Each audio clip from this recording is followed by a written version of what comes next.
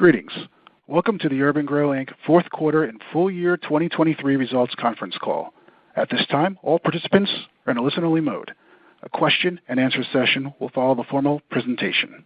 If anyone should require operator assistance during the conference, please press star zero on your telephone keypad. Please note, this conference is being recorded. At this time, I'd like to turn the conference call over to Christian Monson, Urban-Gro's Executive Vice President and General Counsel. Sir, please go ahead. Good afternoon, and thank you for joining us. Today's call will be led by Brad Nattrass, Chairman and Chief Executive Officer, and Dick Akright, Chief Financial Officer. I'd like to remind our listeners that remarks made during this call will include discussion of non-GAAP metrics, including adjusted EBITDA and backlog. These items should not be utilized as a substitute for Urban-Gro's financial results prepared in accordance with GAAP. Reconciliations of our GAAP net loss to adjusted EBITDA are available in our press release and in our Form 10-K filed with the Securities and Exchange Commission and can be accessed from the Investor Relations section of our website at ir.urban-gro.com. On this call, we may state management's intentions, beliefs, expectations, or future projections. These are forward-looking statements and involve risks and uncertainties. Forward-looking statements on this call are made pursuant to the safe harbor provisions of the federal securities laws and are based on Urban-Gro's current expectations. Actual results could differ materially. As a result, you should not place undue reliance on any forward-looking statements. Some of the factors that could cause actual results to differ materially from such forward-looking statements are discussed in the periodic reports Urban-Gro files with the Securities and Exchange Commission. These documents are available in the Investors section of the company's website and on the Securities and Exchange Commission's website. We do encourage you to review these documents carefully. Lastly, a copy of our earnings press release and a webcast replay for today's call may be found on the Investor Relations section of our website, which again is ir.urban-gro.com. With that, I will now turn the call over to Brad. Thank you, Christian, and good afternoon, everyone, and thank you for joining us today. After delivering sequential improvements to both the top and bottom line in the first three quarters of 2023, we were met with a confluence of delays across multiple projects in the fourth quarter, which resulted in a disappointing performance. Although we are frustrated by these circumstances, fortunately, none of the delayed contracts were lost. All are currently active in the first quarter, and we expect that the majority of these delayed revenues will be recognized over the course of 2024, beginning in the first quarter. Our model is working. Our diversification strategy is continuing to broaden our presence across multiple industries, which is visible in our expanding backlog, and further, the significant efforts made to optimize and align our SG&A expenses in 2023 positions us well for 2024. All considered, we are confident that 2024 will prove to be a step-up year for Urban-Gro, where we expect to deliver positive adjusted EBITDA, a goal that we have consistently identified as our top near-term priority. 2023 was a successful year of evolution for the company. Although we faced ongoing headwinds within the cannabis sector, our team continued to execute on our sector diversification strategy, and we finished the year with revenues of $72 million, representing growth of 7%. Of this, $50 million, or 70% of our revenues, are from the commercial markets that we serve, and $22 million, or 30%, are from CEA. Further, while our year-over-year CEA revenues decreased by $22 million, or 36%, this was offset with our revenue growth in commercial, which increased by $27 million, or 36%. These numbers demonstrate a reversal from trends we experienced in 2022 and highlight the value of our diversification. The prolonged multi-year compression of our equipment revenues, resulting from continued softness within the CEA sector, remains the most material headwind to our financial performance, given the advantageous margins that this category represents. In 2023, our equipment revenues decreased to a three-year low of $13 million, which represents a $21 million or 62% decrease from 2022, and moreover, a $43 million or 77% decrease from 2021. At an average equipment margin of approximately 14%, replacing this margin with gross profit from our other areas of business has been a large hurdle to overcome. But as we enter 2024, we have done just this. That being said, there are some significant regulatory changes that could serve as catalysts to reignite the cannabis market and therefore provide a material and sustained lift to our future financial performance. As a result of these persistent headwinds across the CEA sector, we have optimized the size of the company to align with the current performance levels and reduced our SG&A expenses by more than $8 million on an annualized basis, all of which we expect to realize in 2024. We have an in-house team of experts who include architects, interior designers, engineers, construction managers, project managers, horticulturists, and others that focus on serving clients in multiple sectors, including CEA and commercial. A combination of this team's expertise, our integrated solutions, and our focus on sector diversification differentiates us as a company that continues to deliver growth in a turbulent environment. Now looking at trends in the markets in which we operate. First, in regards to the strategic investments we have made in our European entity over the last 2 years, the suppressed demand in their CEA markets continues as well. As a result, we have downsized the workforce and reduced general expenses to better align our costs with near-term demand levels. Looking forward, the European cannabis market is continuing to open up, most notably with the early stages of adult use legislation and legalization in Germany, and we continue to anticipate that there will be increasing demand for the services that we provide. In the domestic market, our business in the commercial sectors continues to generate strong organic growth. In addition to signed contracts upon which we're executing, we have a qualified pipeline of projects with both existing and new clients, as demonstrated by our growing backlog. Looking forward in the year, we intend to continue building out our business development focus in commercial by adding to our roster of sector-experienced individuals and integrating other innovative initiatives. In the CEA sector, we continue to expand our vertical farming focus, albeit at a slower pace than anticipated due to ongoing sector capital challenges. While almost all of the related business that we currently engage in utilizes our professional services, we're continuing to interface with a variety of new clients for which Urban-Gro is a perfect fit for fulfilling their urban vertical farming design-build needs. As it relates to our business in the cannabis segment, we've remained active in delivering design-build solutions as well as architecture, interior design, and engineering services, both individually and also combined for both dispensaries and cultivation facilities. As it pertains to our outlook on the cannabis sector, we believe that current market sentiment is more positive than it has been for a couple of years, fueled by heightened awareness and anticipated progress around potential regulatory changes. There are a few catalysts which could result in a significant and positive change in momentum for our business within this sector. First, on the federal level, the potential rescheduling of cannabis from Schedule 1 to 3 would provide operators with significant working capital increases resulting from the removal of the 280E-related tax burdens. We believe operators will use this significant incremental capital to fund future CapEx growth, including refreshing existing facilities and building out new ones.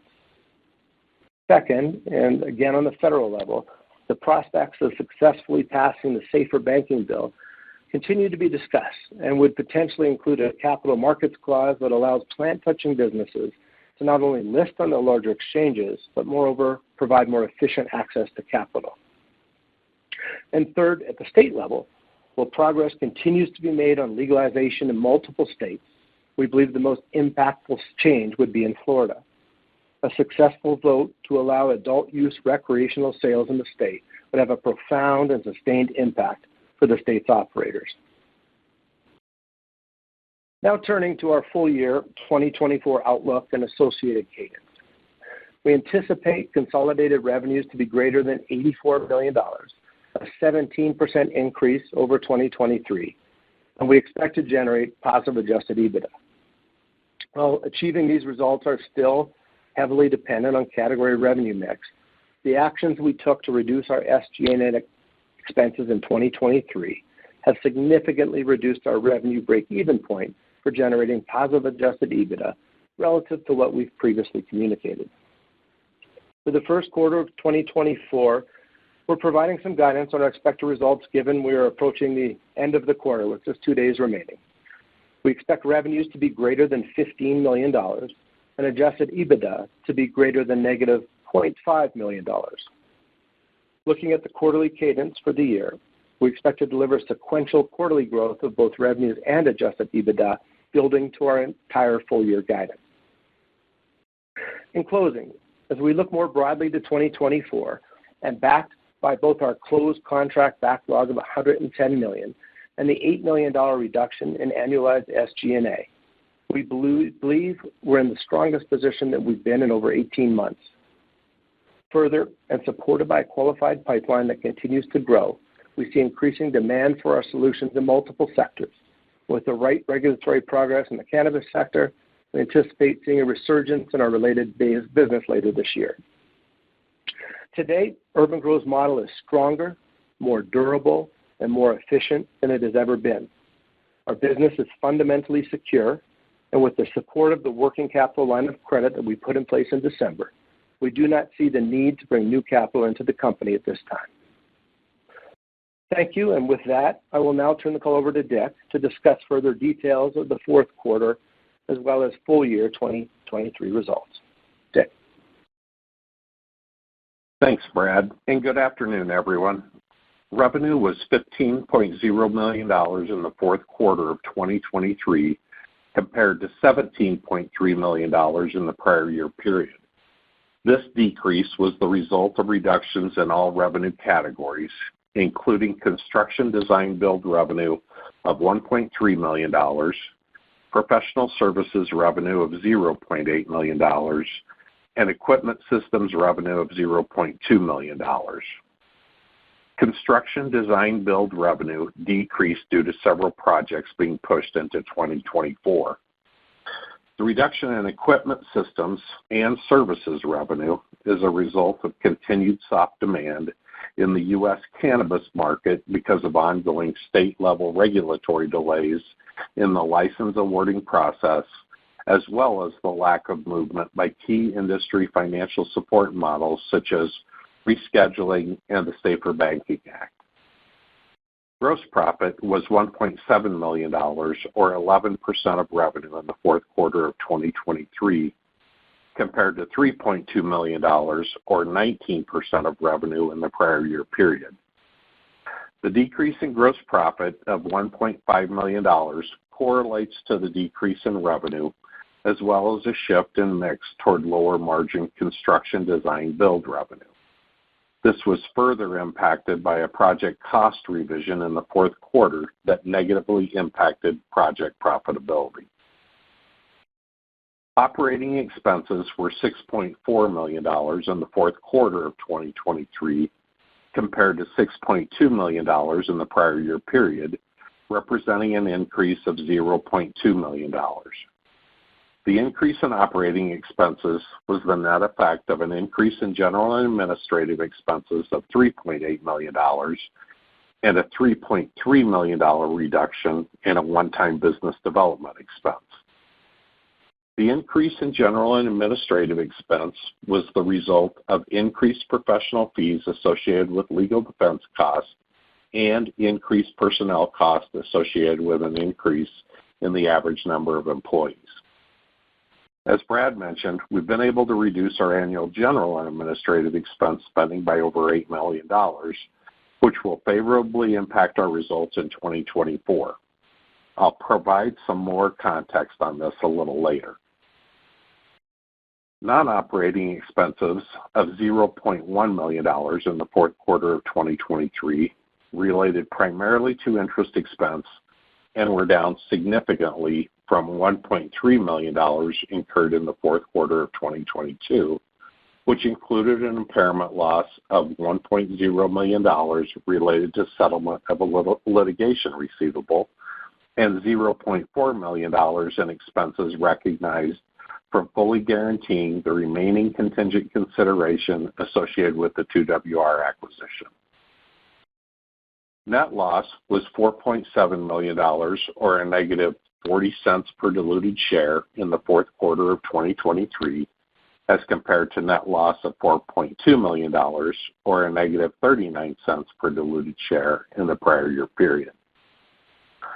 Adjusted EBITDA was negative $3.0 million in the fourth quarter of 2023, compared to negative $1.7 million in the prior year period. The decrease in adjusted EBITDA was driven by lower revenues and gross profit, as well as an increase in general and administrative expenses.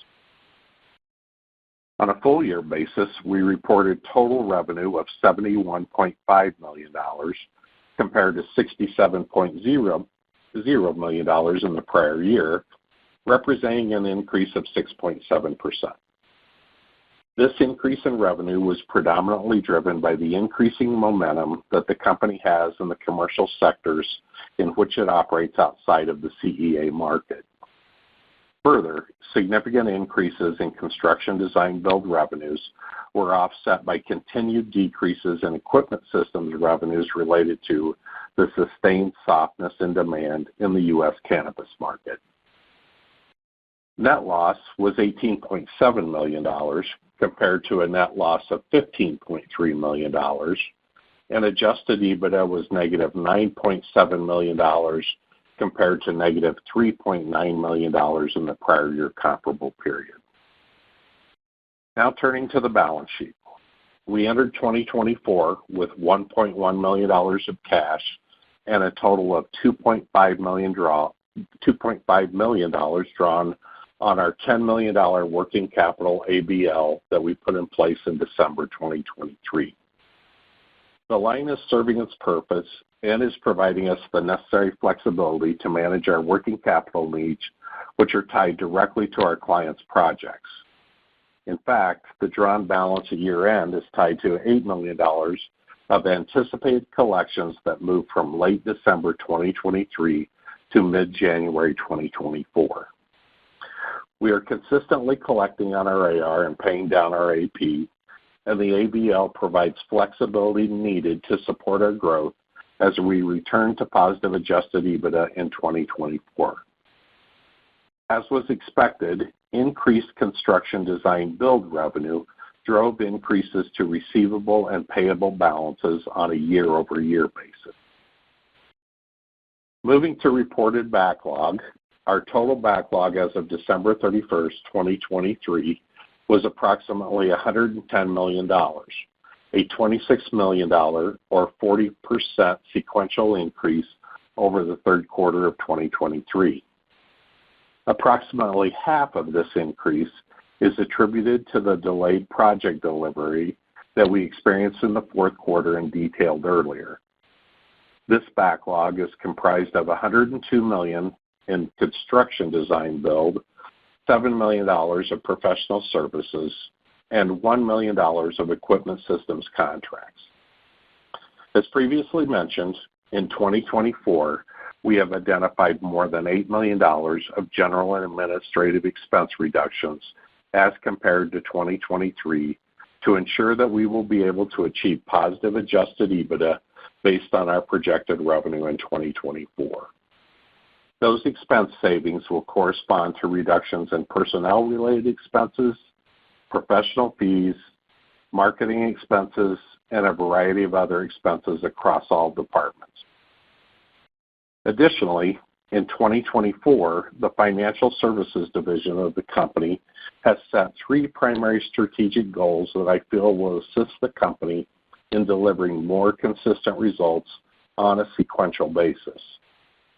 First, now that all entities are on the same ERP system, improved tactical reporting on a weekly basis will provide our business development and operations teams with better line of sight on projected performance so they can both plan accordingly and adjust operating targets on a real-time basis, including accelerated billing on construction design build projects to improve cash flow. Second, drive cost reductions in insurance and facilities costs. And third, strategic utilization of the line of credit, which will enable us to better manage our vendor relationships in order to maximize our purchasing opportunities and reduce overall costs, primarily on construction design build projects, which will in turn aid in increasing margins on projects. That concludes our prepared remarks. Operator, please open the call for questions. Thank you. At this time, we will be conducting a question and answer session. If you would like to ask a question, please press star one on your telephone keypad. A confirmation tone will indicate your line is in the question queue. You may press star two if you'd like to remove your question from the queue. For participants using speaker equipment, it may be necessary to pick up your handset before pressing the star keys. One moment, please, while we poll for questions. Once again, please press star one if you have a question or a comment. The first question comes from Eric Des Lauriers with Craig-Hallum. Please proceed. Great. Thank you for taking my questions. First one for me, just hoping you could expand a bit on the project delays and especially the cost revisions in the quarter. We've seen a couple project delays in the past. Obviously, these things can happen with large projects. Cost revision is newer, I think. So just any more color on kind of what happened in the quarter would be very helpful. Thanks. Sure, Eric. Hi, thanks for the question. So in Q4, we had 3 projects that pushed. 2 of them, it was on their kickoff date, which we expected to be in December. We still held hope at the start of December that they would kick off. We'd started procuring materials to deliver to the site, and both clients asked to push back those kickoff dates until the first 2 weeks in January. So we did that. The third was an existing project, a recreation project that we had announced early in the year. And in Q4, we had expected significant revenues from the project, but it also pushed, and there was no business completed in Q4. So those 3 contracts, they're all active, recording revenue in Q1, and we expect them now to finish probably a quarter longer. That's why I said the majority would be complete in 2024, but they'll go about a quarter longer than they were before. Overall, with projects, I feel that we're working on an increasing amount of larger projects. And as we come into 2024 and continue to sign new projects, 1 moving or 2 moving will have less of an effect on the organization. But now when 1 or 2 moves, it has a material effect. When 3 move unexpectedly, it has the disappointing effect that we saw. In addition to that, our services, at the time, it takes about a month after quarter end to reconcile all of the services revenue, and it was a surprising disappointment. Actually, from the CEA sector, there was no work done by engineering in the fourth quarter. That's resumed with momentum in Q1. The actions we took for that in the last couple of months, we now have an active line of sight on what's happening at all times with our services and what's been invoiced. We did get everyone on the same ERP in the middle of 2023. And so as we give guidance for Q1 today with only 2 days left, we have a solid grasp on exactly where that is. And then finally on equipment, about a couple $1 million in projects, we held hope it would be even higher than that, just disappeared. They didn't push. They just disappeared right at the tail end of 2023. So, it's very disappointing, of course, but it's also the strong news is with the construction contracts, they weren't lost. It's a timing issue, and it doesn't hurt the long-term fundamentals of the company. It's just a timing issue, and they moved into Q1. In terms of project costing, Dick, do you want to take that one, please? Yeah, let me comment on that, Eric. We certainly did have a project that we had a cost revision, increased cost on that occurred during the quarter. We are working with the customer in order to negotiate a revision of that contract, but in the construction industry, with the way things go in terms of the way we have to account for that, because we didn't get those negotiations finalized by the end of the year, we couldn't include a contract revision as part of our calculations for contract revenue and the contract costs. So we needed to have that flow through our financials with the way it is, which is the increased project costs right now. We are highly confident that we're going to be able to negotiate an increase in the contract revenue for that project, and that'll come through in the first half of 2024. But like I say, not too atypical in the construction industry. When you have a situation like this, you just need to let the accounting happen as it does, and we just felt we needed to show that cost revision in the quarter. All right, I appreciate that color there. And then just thinking about, fiscal 24 guidance, obviously Q1 we're largely done right now. But, in terms of just the overall guidance for $84 million in revs and then positive EBITDA, and I suppose for the, sequential improvement in both of those from Q1 levels, I'm just kind of wondering what visibility you have on those, what visibility you have on potential project delays and cost revisions, impacting future quarters. Is this something that, with the ERP system now being on all, every entity is now all on the same ERP system, that, you'll have better visibility into some of these delays and cost revisions as well? I'm just kind of wondering, how to think about that guidance, both overall and the sort of cadence. And then just the follow-up to that is if the guidance includes any of these potential legislative catalysts within it. Thank you. So I'll start with the last one. The guidance does not include any of the potential catalysts in the cannabis space. We do have active design build projects in this space, Eric, and when even existing legal states that have regulatory delays and haven't awarded licenses like New York, when they award licenses, we have clients, multiple clients in that state alone that have designs that spent a considerable amount of money, some of them getting to CDs, but until their license is awarded, they cannot access their funds and therefore go to the build. So we do have that ongoing business, and we're doing a lot of work right now, more and more work on dispensaries for our clients, both multi-state operators and single-state operators across the country, some just design and some design build. As it relates to line of sight, as of right now, we don't anticipate any additional delays. However, look, those three came up with weeks' notice at the end of the year. We don't anticipate any now, but you never know what could happen, of course. As I had started early with the answer, as we have many more projects that we're working on at the same time, it won't have as material of an impact if one of them pushes.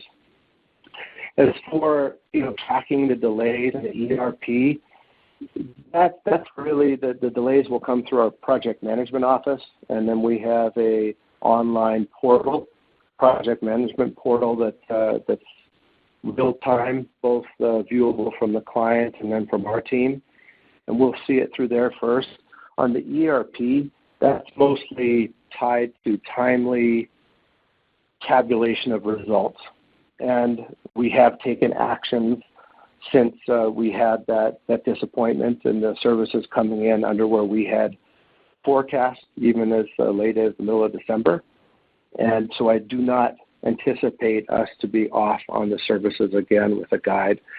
When I talk about sequential, we have contracts that really are executed over the next 2 to 4 months from a construction standpoint. They're in the project management portal, and we know exactly when they'll be executed. So we're very confident, of course, in Q1 with 2 days left, And then as we go forward into Q2 and beyond, it's not completely baked, but with the contracts we have, as long as everything proceeds like it should, then we don't anticipate issues sequentially improving the top and bottom line. And we definitely realize that we've got to walk the talk and earn confidence back in our ability to predict quarters. Thanks for taking my question. Yeah, and Eric, just commenting on it, as evidence, the backlog for construction design builds really quite large, and we are getting much better insight and visibility into how those projects, costs on those projects are starting to come into sight over the course of 2024. So that's just really improving with the new ERP system that we put in place. Much improvement on that, even just over the last 6 weeks. So anyway, just wanted to add that comment. Appreciate the color. Thanks. The next question comes from Scott Fortune with Roth MKM. Please proceed. Yeah, good afternoon, and thanks for the questions. Just a little bit follow-up on Eric on kind of provide a little more color on the backlog here and ongoing discussions or opportunities kind of outside the CEA and those different industries. Just kind of highlight some of the different industries, and then even within the CEA, because how much is the backlog coming from CEA versus non-CEA, and of that $110 million. And then just unpack a little bit more the color or the strength of the end markets you're seeing, anything kind of on industries or categories of the projects you're seeing the strength in. Just a little more color on that would be great. Thanks. Thanks, Scott. Dick, do you want to start on the backlog? Yeah. So from a backlog perspective, what we have is, and I'm sorry, I'm getting to it now, but of the $110 million, a substantial amount is coming in from the CEA sector. We do have some large construction design build projects that are in the backlog. As of December 31st, 70% is from CEA. A large portion of the construction is now comprised of some CEA projects. And so that makes up the biggest part of the backlog for the year. On the commercial side, it's tended to be the existing contracts that are the existing customers that were in place with the company that when we acquired it, which was a large CPG customer. But we're expanding that out into healthcare and additionally into some secondary education customers that are part of that backlog. And just kind of a quick follow-up, do you see the backlog switching a little bit, going out, more diversified to these CPG healthcare as you build out? Just kind of a little bit color on those opportunities. I'll take this one, Nick. So in the CEA side, Scott, when we're building a cultivation facility, that can take as long as 6 quarters. On the commercial side, if it's a manufacturing facility or some recreational buildings or a laboratory, those can be completed in as quick as 2 or 3 quarters. What we had underestimated in the first year in commercial is when we're verbally awarded a project to when the contract is officially signed or a PO is sent, that period is not a week, for example, like it could be in the CEA space like we were used to. It can be up to months. And so those projects, once they do start, we're ready. They verbally told us what exactly to do in the steps so we can immediately hit the ground running, recognize costs, recognize revenue, and get going quickly. So they're done relatively quickly once they're signed. So the time frame's a lot less. Now, in terms of these end markets, Dick mentioned post-secondary. We have multiple architecture and engineering contracts right now, between $400,000 and $800,000 high-margin projects that we're working on. In healthcare, we work on both sometimes the design of hospitals, all design, no build there, but then on some smaller healthcare facilities like an MRI facility or something like that, that would be done relatively quickly over 3 quarters as well. So there's strength there. Laboratories, we're seeing strength on laboratories, and then also on retail. Nothing to talk about right now any further on that, but some good strong retail opportunities as well for us.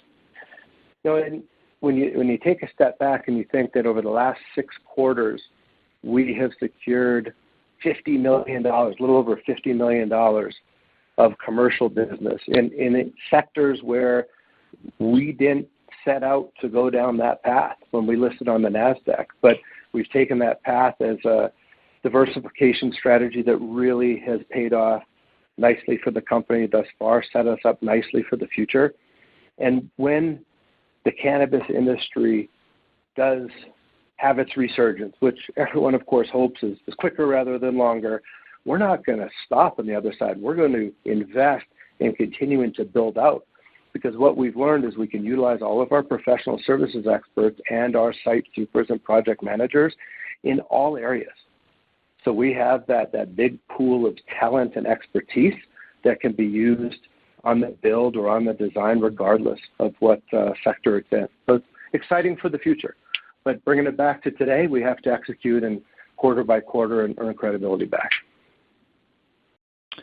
That's great. And then one quick follow-up for me then on the CE side, obviously kind of dependent on rescheduling, when that happens. But moving forward, it's still a state-led growth story for a lot of the cannabis industry. And like you mentioned out, New York, you're seeing a ramp there potentially. Ohio comes on board in the fall of 24.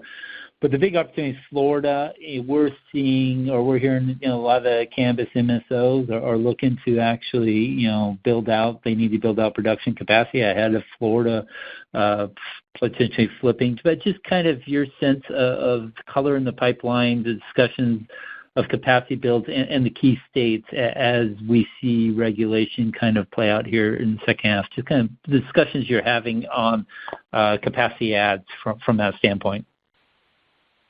New Jersey, New York, Ohio, Pennsylvania, and Florida. So no contracts, but lots of discussion, lots of planning. The planning could be design of the facilities or design of the dispensaries. But from a build standpoint, I believe that the operators in these states will want to get a little further down the road.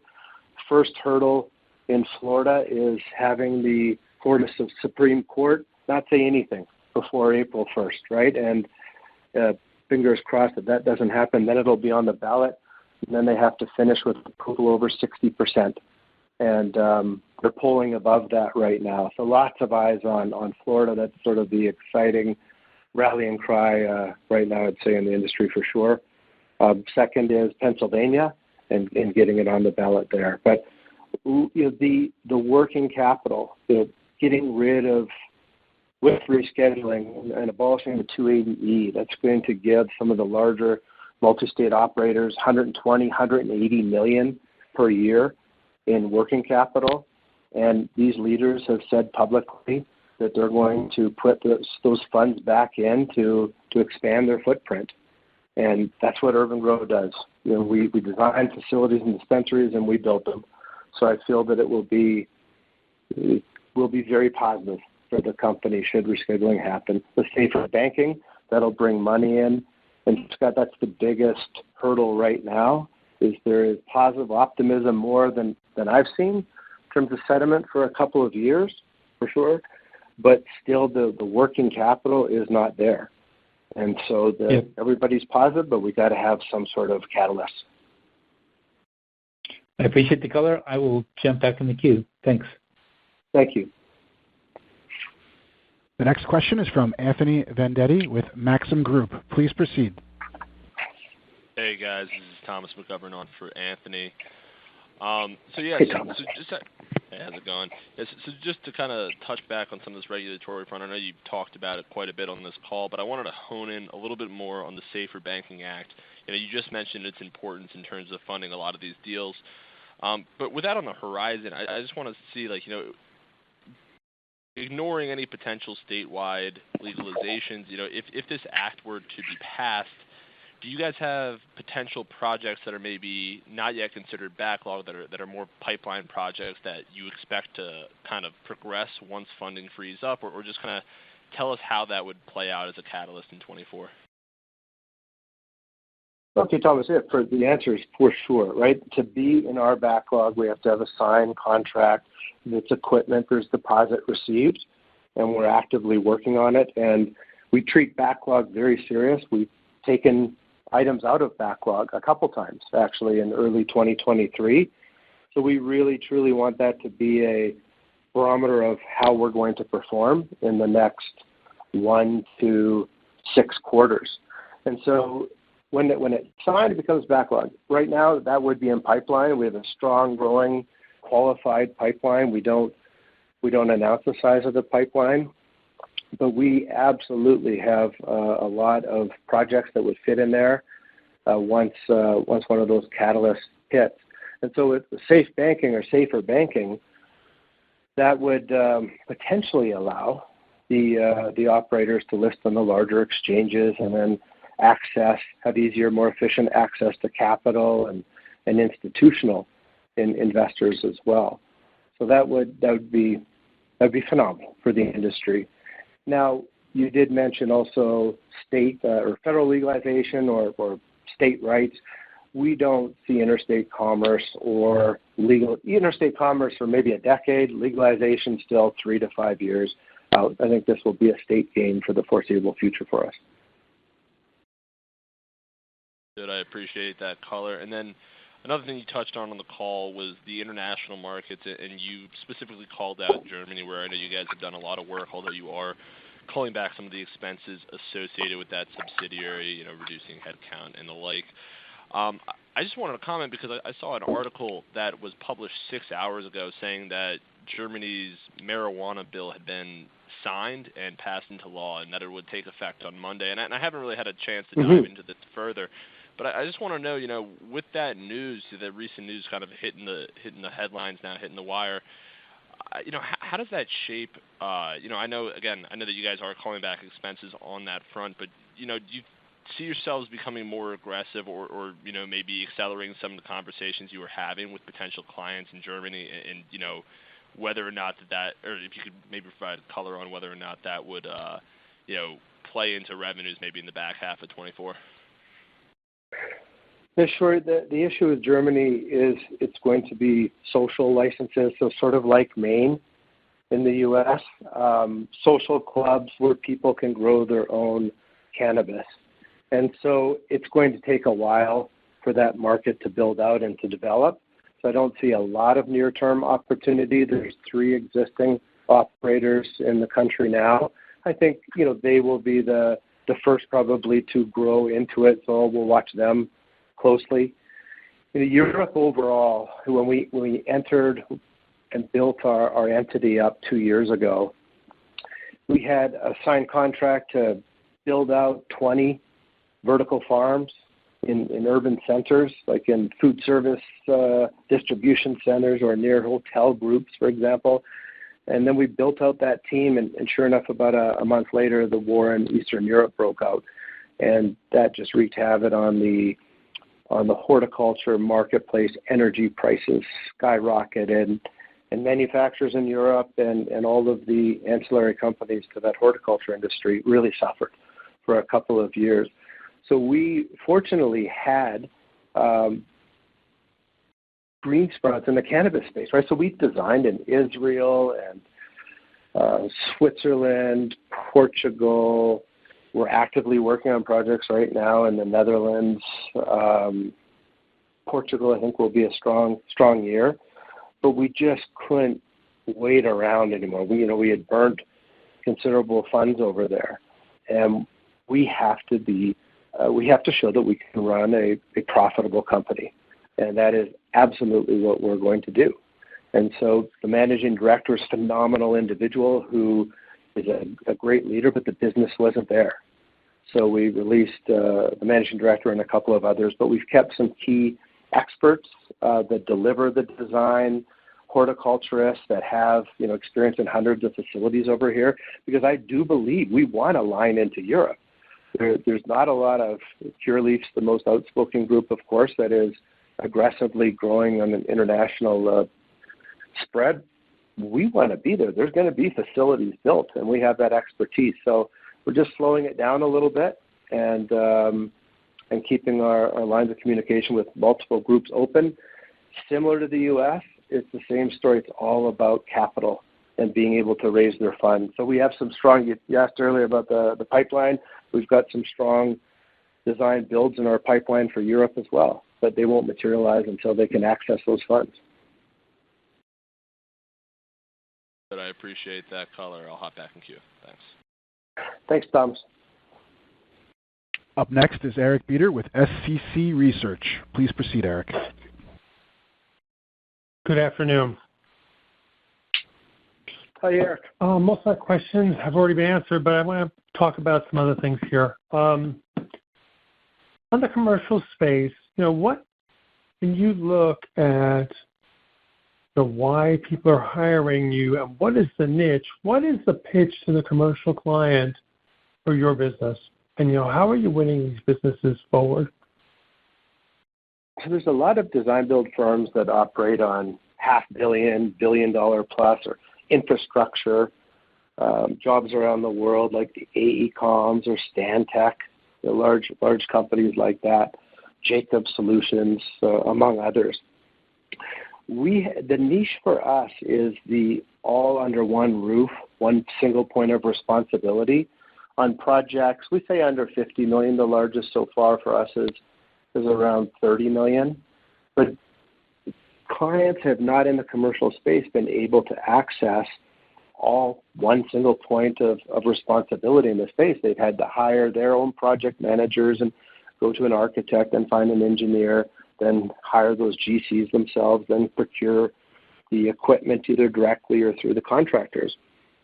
We've realized that having it all provides a big service that allows us to complete their facility quicker than they would have before.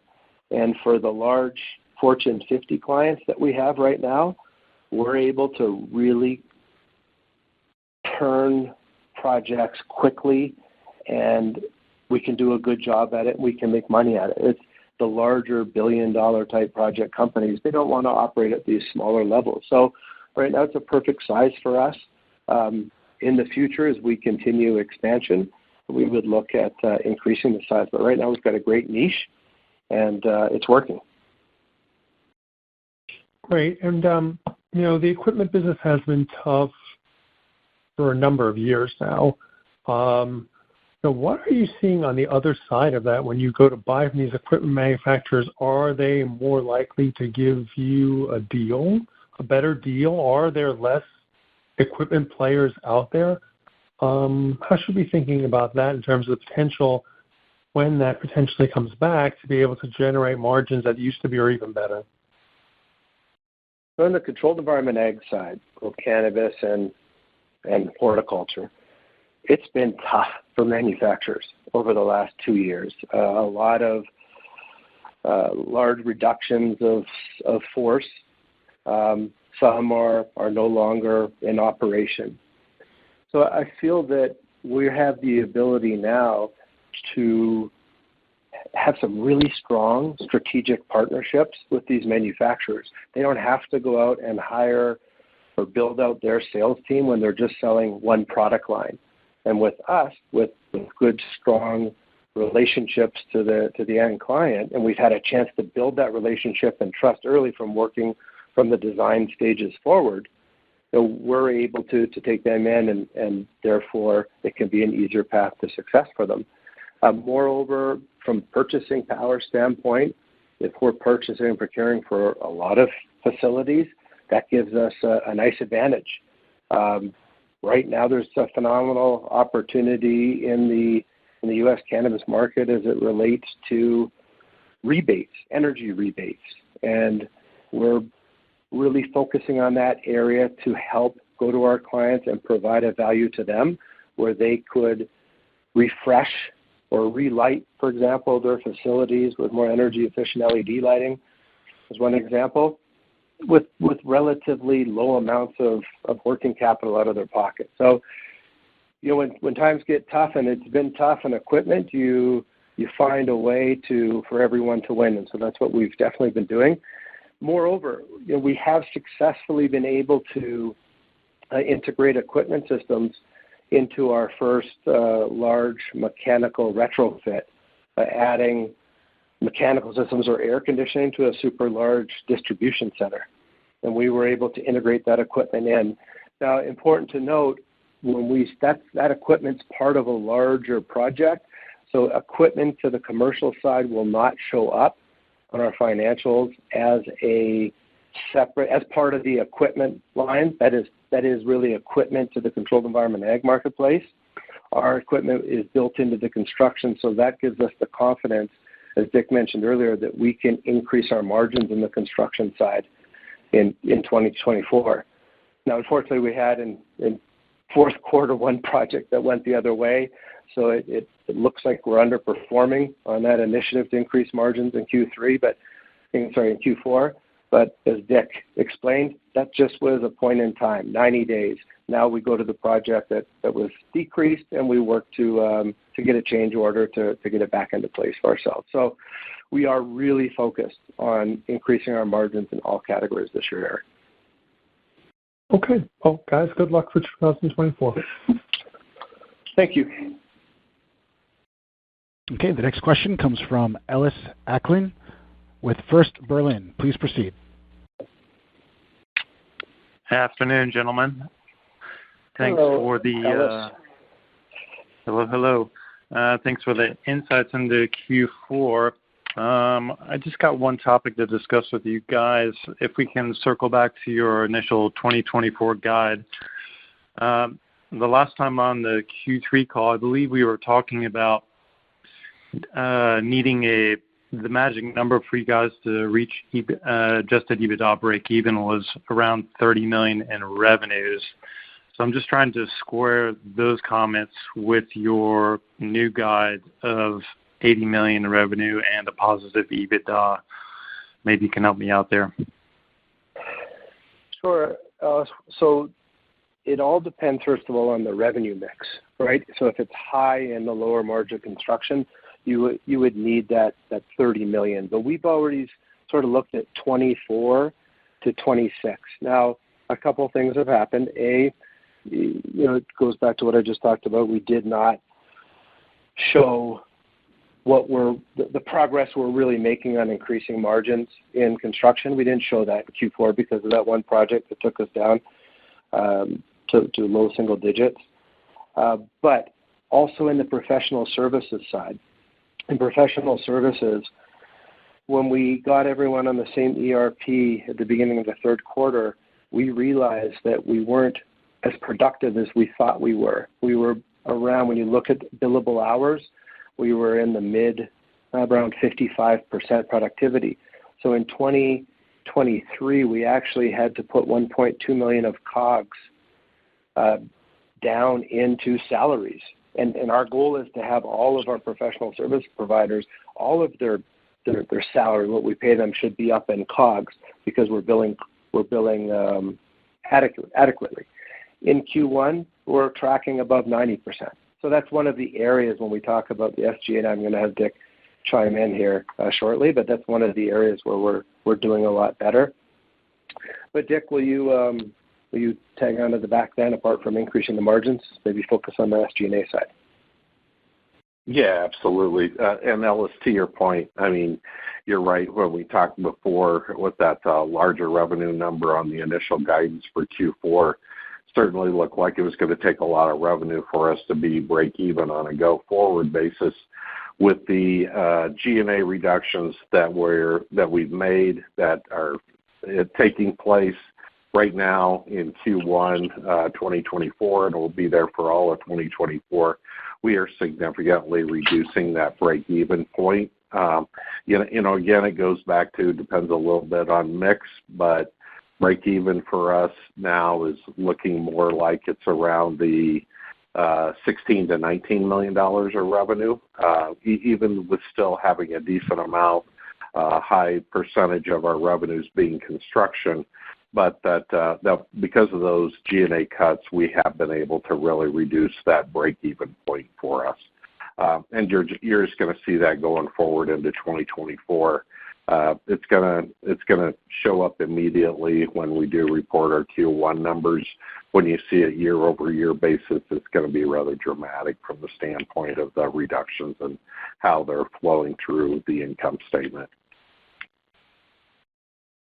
Okay, I just wanted to hear whether you guys were banking on any sort of pickup in the equipment or anything that was going to improve the margins to get to that target. So that's very helpful. I appreciate it. Sure. Thank you, Ellis, and I hope everything. Ellis, you're in Germany right now. I hope everything goes smooth on Monday with the kickoff. Look forward to seeing you soon. Thank you. We have reached the end of the question and answer session, and I will now turn the call over to management for closing remarks. Thanks, John. In closing, we're the management team. We're disappointed in the quarter for sure, right? I'm the largest shareholder. I'm disappointed, but I'm also very confident. Our model is strong. Our company fundamentals, they're secure. Every negative, when you break down Q4 results, every negative is explainable, is tactical. None of the issues are tied to longer-term issues. And that's why we're confident, extremely confident about the company's ability to deliver strong, positive adjusted EBITDA quarters this year. And it's happened, can't change it. We're focused on the future, and we know that we have to earn the credibility and the confidence from the market and doing just this, delivering. So thank you for your time today, and look forward to talking to you probably in a month for our Q1 earnings call. Have a nice evening. This concludes today's conference, and you may disconnect your lines at this time. Thank you for your participation.